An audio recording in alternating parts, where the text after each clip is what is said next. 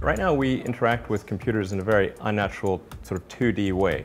And we're trying to create these 3D objects using a variety of 2D tools. And it doesn't feel natural, it doesn't feel normal the way you should do things. So we started playing around with the idea and using a few of the things that are available out there, such as the Leap Motion and Siemens NX, which is what we used to design the rocket. And we wrote some code to integrate the two. And we started off with what you see here, which is a wireframe of the Merlin rocket engine. And what I can do is I can go and grab it, and I can rotate it in multiple dimensions.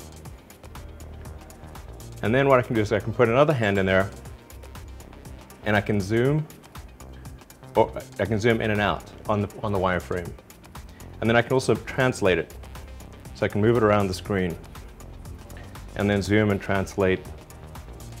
And this is what we started off with a few months ago. And then you can also spin it, and then catch it.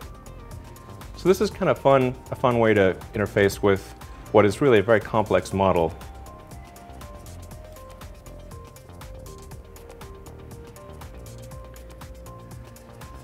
Now we'll go from this to what we're able to advance to a few weeks after the wireframe, which is to actually use a full 3D CAD model of the engine. So here what you're seeing is the actual interaction with the CAD software manipulating the real 3D model of the Merlin engine just using hand gestures. If you can just go in there and do what you need to do, just understanding the fundamentals of how the thing should work, as opposed to figure out how to make the computer make it work, then you can achieve a lot more in a lot shorter period of time. So then we went to a 3D projection. We started off with the kind of 3D projection that you're familiar with in the movies, where you use 3D glasses. We also did a freestanding glass projection, which is the sort of technology that was used in the Iron Man movies. And then finally we used the Oculus Rift, which is immersive virtual reality that actually tracks your head position, and you really are moving around the object. It feels like it's right there in front of you. Now let's use this for an actual component on the rocket, which is a cryogenic valve housing.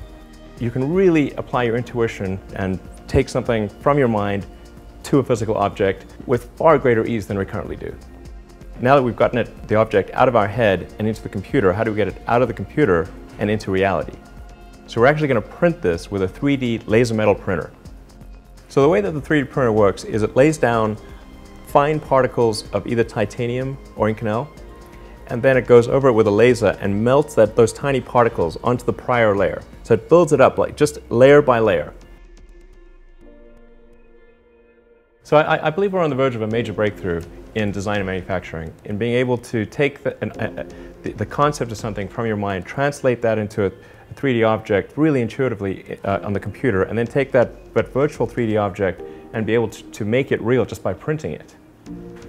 So it's going to revolutionize design and manufacturing in the 21st century.